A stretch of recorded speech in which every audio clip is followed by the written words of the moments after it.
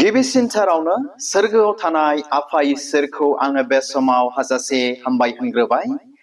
बेजों लोगोसे जायफ्रा दायो आंनि बे भिडिअखौ नायगासिनो दङ, नायगिरि साफ्रोमखौबो फोरबो जिशु ख्रिस्टनि मुङै दिनैनि गोथार बाइबेलनि गाहाम बाथ्रायाव नायगिरि साफ्रोमखौबो आं बे समाव बरायनानै लाग्रोनाय जाबाय। ख्रिस्टनियाव अनजाग्राफोर, आरोबाव दिनैनि बे दिनजों लोगोसे नोंथांमोननिसिम गोथार बाइबेलनिफ्राय मोनसे गुसुं गाहाम बाथ्रा आं दिनै लानानै फैबावलायबाय।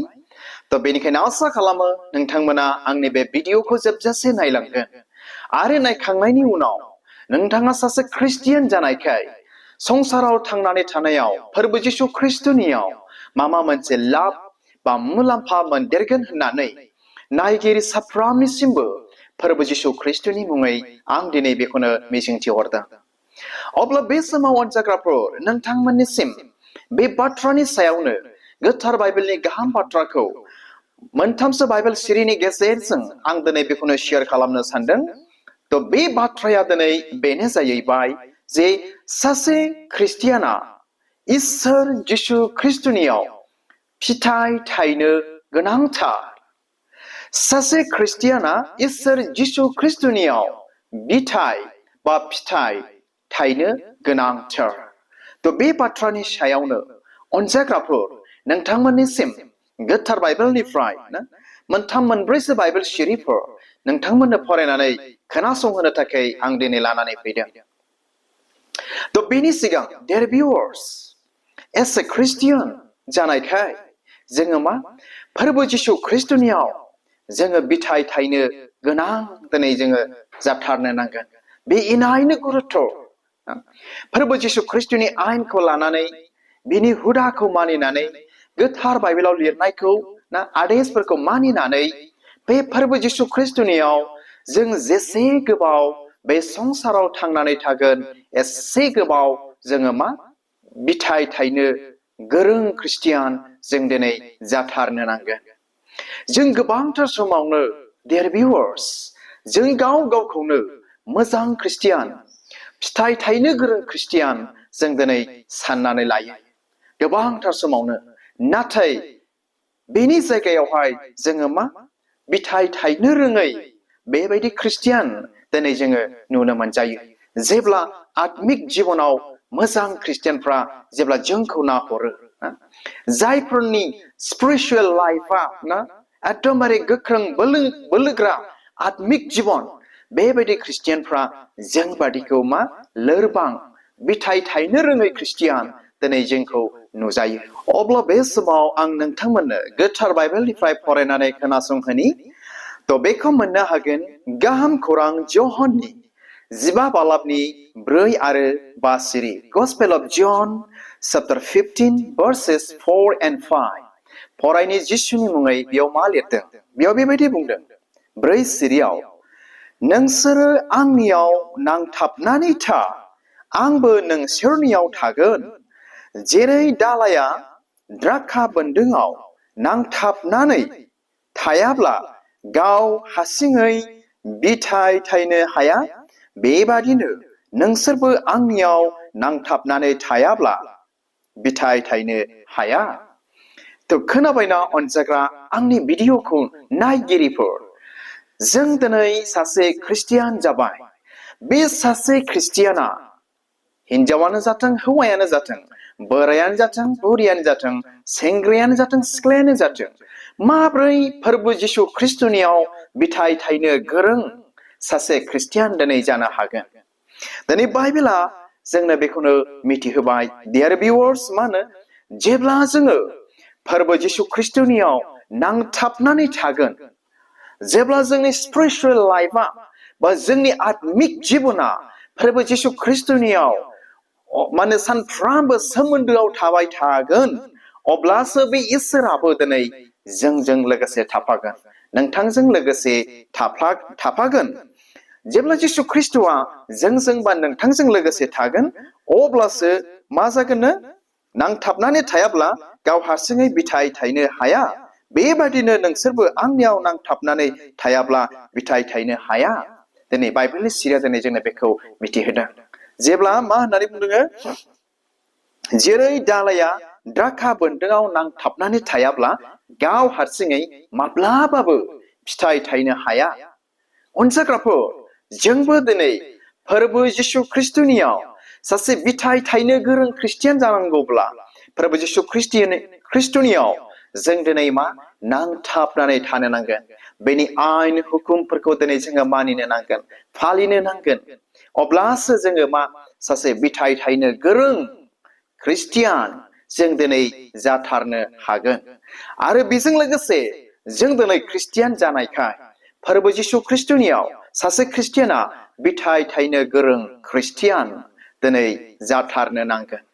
ख्रिस्टनियाव अनजाग्रा आंनि भिडिअखौ नायगिरिफोर, जुदि सोरबा सासे ख्रिस्टियाना बिथाइ थायनो गोरों ख्रिस्टियान जुदि जानो हायाब्ला मा जागोन बिथांनि लाइफआलाय ना? इउसलेस लाइफ ना? इउसलेस लाइफ जागोन बिथांनियाव। थ' बेनिखायनो अनजाग्राफोर, दिनैनि बे बुहुमाव जोंनि गेजेराव गोबांथार जों दिनै बेबायदि ख्रिस्टियानफोर जाबाय ना, नंखाय बुंनाय, नंखाय रायनाय, सोरखौबा सोंखारिनाय, सोरखौबा बखिनाय, सोरखौबा निन्दिनाय, सोरखौबा गाज्रि मुं सुनाय, धोरोमावनो होन, रायजो जानायावनो होन, समाजावनो होन, बा राजखान्थि बिथिङावनो होन, गोबांथार समाव दिनै बेबायदि दिनै जाबाय। अब्ला जोङो मा रोखोम सासे बिथाइ थायनो गोरों जों दिनै ख्रिस्टियान दिनै जानो हागोन? जोङो गोथौ जों दिनै मोनदाङो अनजाग्राफोर, जों जेब्ला फोरबो जिशु ख्रिस्टनियाव नांथाबनानै थागोन, अर्थात बेनि गासै आयेनफोरखौ जेब्ला जों मानिगोन, जोङो माब्लाबाबो बे संसारनि बायदि नोंथाङा जाथारनाय नङा आरो जों जानाय नङा। अनजाग्रा आंनि भिडिअखौ नायगिरिफोर, आरो मोनसे बाइबेल सिरि फरायनानै खोनासंहोबावनि। थ' बेखौ मोननो हागोन आरोबाव गाहाम खौरां य'हननिनो 15:5 सिरियाव बेबायदि बुंदों, आंनो द्राखा बोन्दों, नोंसोरो आंनि दालाइफोर। जायहा आंनियाव नांथाबनानै थागोन, बिनियाव आंबो थागोन, आरो बियो रासिन बिथाइ थायगोन। आंखौ नागारनानै मुङा मुंसेबो मावनो हाया। खोनाबायना खनसेबाव? आंनो द्राखा बोन्दों, नोंसोरो आंनि दालाइफोर। जिशु ख्रिस्टआ दिनै बे बाथ्राखौ गावनो बुंबाय जे गावनो सासे बिफां गाहाय बा द्राखा बोन्दों। आरो जों जायफोरजों मानसि जिशु ख्रिस्टखौ नाजावबाय, खुलुमबाय, नोंथाङाबो आंबो जों बयबो दिनै गंफा गंफा, मोनफा मोनफा दिनै जोङो दालाइफोर। जों दिनै दालाइ जाबाय अनजाग्राफोर। बेनिखायनो जाय दालाइया बे बिफांनियाव नांथाबनानै थागोन, अब्लासो बे दालाइया मा जागोन? बिथाइ थायनो गोरों, बिथाइ थायनो हाग्रा दिनै दालाइ जागोन। जाय ख्रिस्टियाना फोरबो जिशु ख्रिस्टनाव नांथाबनानै थायाखै, माब्लाबाबो बिथाइ थायनो हाया। जाय ख्रिस्टियाना फोरबो जिशु ख्रिस्टनि आयेन हुकुमफोरखौ मानिनो हायाखै, बे संसारनि बादि सोलिगासिनो दङ, माब्लाबाबो बिथाइ थायनो हाथारनाय नङा। ख्रिस्टनियाव अनजाग्रा आंनि भिडिअखौ नायगिरिफोर, मा होननानै बुंदों? जायहा आंनियाव नांथाबनानै थागोन, बिनियाव आंबो थागोन, आरो बियो रासिन बिथाइ थायगोन। आंखौ नागारनानै मुङा मुंसेबो मावनो हाया होननानै बुंदों। जों जुदि ख्रिस्टियान जानानै फोरबो जिशु ख्रिस्टखौ नागारनानै बा फोरबो जिशु ख्रिस्टनि आयेन हुकुमफोरखौ नेवसिनानै मानियालाबा जों बिथाइ थायनो हागोन ना? जों मा मोनसे खालामनो हागोन ना? बिसोरनियाव जोङो माब्लाबाबो मा मावनो हाथारनाय नङा। मानोना फोरबो जिशु ख्रिस्टआ गावनो बुंखाबाय, आंखौ नागारनानै मुङा मुंसेबो नोंसोरो मावनो हाया। थ' बेनिखायनो ख्रिस्टनियाव अनजाग्रा डियार भिउवार्स, जायफ्रा दायो आंनि बे भिडिअखौ नायगासिनो दङ, फै जोङो गासै बिथिङाव फोरबो जिशु ख्रिस्टनियाव जोङो नांथाबनानै जोङो थानि। बे संसारनि बायदि जायालाबानो फोरबो जिशु ख्रिस्टनि बायदि जोङो जानि। गोथार बाइबेलाव लिरनाय बायदि जेन' जोङो जानो बा जानि, बा जोङो जानो नाजानि। आरो जोबनायाव मोनसे बाइबेल सिरि फरायनानै आं खोनासंहोनो गोसो जाबावदों। थ' बेखौ मोननो हागोन आरोबाव Gospel of John chapter 15 verse 2। गाहाम खौरां य'हननिनो 15:2 सिरियाव बेबायदि बुंदों, बियो आंनियाव बिथाइ थायै दालाइफ्रोमखौबो दानस'नानै गारहरो, आरो मोजांसिन जानानै रासिन बिथाइ थायनाय बायदि बिथाइ थायग्रा दालाइफ्रोमखौबो फोसाबो।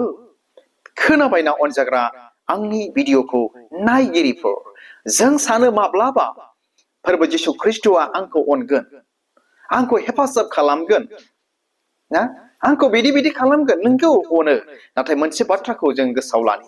खोनासं, बियो आंनियाव बिथाइ थायै दालाइफ्रोमखौबो दानस'नानै गारहरो। जाय ख्रिस्टियाना बिथाइ थायनो रोङा ना, जोंथ' एसे गिबियाव मोननो हाबाय, जों दिनै दालाइफोर आरो प्रभु जिशु ख्रिस्ट'आ बा इसोरा नोंगौ बोन्दों, गाहाय बोन्दों बा बिफां गाहाय, आरो जों दालाइफोर। जों जुदि ख्रिस्टियान जानानै बिथाइ थायनो गोरों नङाब्ला जायाब्ला जोङो दिनै मा जों सानदोंमोन जानांगौमोन इसोरा आंखौ सहाय खालामगोन, जिशु ख्रिस्ट'आ आंखौ हेफाजाब खालामगोन। नाथाय न', बेबायदि दालाइखौ, बेबायदि ख्रिस्टियानखौ आं फंसेयाव होनगोन, फोरबो जिशु ख्रिस्ट'आ मा दानस'नानैसो गारहरगोन, दानस'नानै गारहरगोन। जुदि जोङो बेबायदि ख्रिस्टियान, बेबायदि दालाइ ख्रिस्टियान, दानस'नानै गारहर जालायनाय ख्रिस्टियान जाबायब्ला बा ख्रिस्टियान जानांगौब्ला मा जागोन जोंनि लाइफआवहाय अनसायग्राफोर? नाथाय बाइबेलाव होनदों सिरियाव, आरो मोजांसिन जानानै रासिन बिथाइ थायनाय बादि बिथाइ थायग्रा दालाइफ्रोमखौबो फोसाबो। जाय दालाया, that means जाय ख्रिस्टियाना बिथाइ थायो बे फोरबो जिशु ख्रिस्ट'नियाव, बेनि आयेन हुकुमफोरखौ मानिनानै, बेबायदि दालाइखौ अर्थात बेबायदि ख्रिस्टियानखौ फोरबो जिशु ख्रिस्ट'आ रासिन बिथाइ थायनाय बायदि मा खालामोनो? फोसाबोनो। that means आशीर्बाद खालामो, सहाय खालामो, मदद खालामो, आरोबाव रासिन बिथाइ थायनो हाबावथों होननानै। अब्ला ख्रिस्ट'नियाव अनजाग्रा आंनि भिडिअखौ नायगिरिफोर, जोंबादि बिथाइ थायनो रोङै सोरबा ख्रिस्टियान दङब्ला जोङो सानदोंमोन जानांगौ इसोरा आंखौ सहाय खालामगोन, मदद खालामगोन। नाथाय होनबायसो बेबादि दालाइखौ, बिथाइ थायनो रोङै दालाइखौ दानस'नानैसो गारहरगोन। थ' बेनिखायनो ख्रिस्ट'नियाव अनजाग्रा dear viewers and dear Christians, we must be faithful in Lord Jesus Christ. दिनै जोङो जिशु ख्रिस्ट'नियाव बिथाइ थायनो गोरों ख्रिस्टियान जों दिनै जाथारनो नांगोन। जों जुदि ख्रिस्टियान जानानै बिथाइ थायनो रोङै ख्रिस्टियान जायोब्ला, बिथाइ थायनो रोङै दालाइ जायोब्ला, आरो जि दालाइया बिफांजों नांथाबनानै थायाखैब्ला, बे दालाइया हाबा फैगोन समफोरावहाय, दुखुनि समाव, समस्यानि समाव हाबा बे रानलांनो गोनां जागोन। आरो फोरबोआबो बेबादि दालाइखौ दानस'नानैसो दिनै गारहरगोन। नाथाय जाय दालाइया, जाय ख्रिस्टियाना गाहामसिन, बेखौसो अनसिनगोन, फोसाबसिनगोन, बोर होसिनगोन, रासिन जेन' बिथाइ थायनो हानायफोरबायदि। तो dear viewers, dear brother in Christians viewers, बे भिडिअनि गेजेरजों नोंथांमोनजों बेखौनो आङो शेयार खालामो। फै जोङो फोरबो जिशु ख्रिस्ट'नियाव मोजां बिथाइ थायग्रा सासे ख्रिस्टियान बा मोनसे दालाइ जोङो जादिनि अनजाग्राफोर। बेनि आयेन, बेनि हुकुमफोरखौ जोङो मानिनानै सोलिनानै, जों जुदि ख्रिस्टियान जानानै संसारनि बायदि मुगैनाय, निन्दिनाय, नेवसिनाय, ठाट्टा होनाय, अननो रोङै, क्षमा होनो रोङै ना, गावखौ बादि अननो रोङै जों जुदि बेबायदि सोलियोब्ला, गाज्रि मावनाय दांनाय, पाप जानाय लोंनाय, गाज्रि हाबा मावनायजों सोलियोब्ला, बेबायदि मानसिखौ, बेबायदि दालाइखौ, बेबायदि ख्रिस्टियानखौ बे फोरबोआ दानस'नानैसो दिनै गारहरगोन, दानखानानैसो गारहरगोन। नाथाय जाय ख्रिस्टियाना मोजां बिथाइ थायग्रा, इसोरनि आयेनखौ मानिग्रा, इसोरखौ गिग्रा, इसोरनि हुकुमखौ मानिग्रा, बेखौ इसोरा रासिन अनसिनगोन, माने फोसाबसिनगोन होनदों, जेन' रासिन बिथाइ थायनो हानाय बादि। तो बेनिखायनो अनजाग्रा आंनि भिडिअखौ नायगिरिफोर, बे भिडिअनि गेजेरजों नोंथांमोननिसिम मोनसे सोंलु, नोंथाङा बिथाइ थायनो गोरों ख्रिस्टियान नंगौना नङा? नोंथाङा बिथाइ थायनो गोरों ख्रिस्टियान नामा, ना बिथाइ थायनो रोङै ख्रिस्टियान नामा? तो बेनिखायनो जों ख्रिस्टियानफ्रा फोरबो जिशु ख्रिस्ट'नियाव बिथाइ थायनो गोरों ख्रिस्टियान जों दिनै जाथारनो नांगोन। Dear viewers, we must be faithful in Christ. थ' आसा खालामो नोंथांमोना बे भिडिअनि गेजेरजों आरो बे बाइबेल सिरिफोरनि गेजेरजों आरो बे बाथ्राफोरनि गेजेरजों गाहामथारै बुजिबाय मिथिबाय आरो दिनैनिफ्राय फोरबो जिशु ख्रिस्टनियाव गाहामथार सासे बा मोनसे दालाय बा फोरबो जिशु ख्रिस्टनियाव नांथाबग्रा दालाय बा मोजां ख्रिस्टियान मोजां बिथाइ थायनो गोरों ख्रिस्टियान जागोन होननानै नायगिरि साफ्रोमनिसिमबो मिजिंथिहरनानै दिनैनि गोथार बाइबेलनि गाहाम बाथ्राखौ आङो बेयावनो दोनबाय थ' हामबायसै इसोरा नायगिरि साफ्रोमखौ बोर होथोंसै गोजोन्थों खुलुमबाय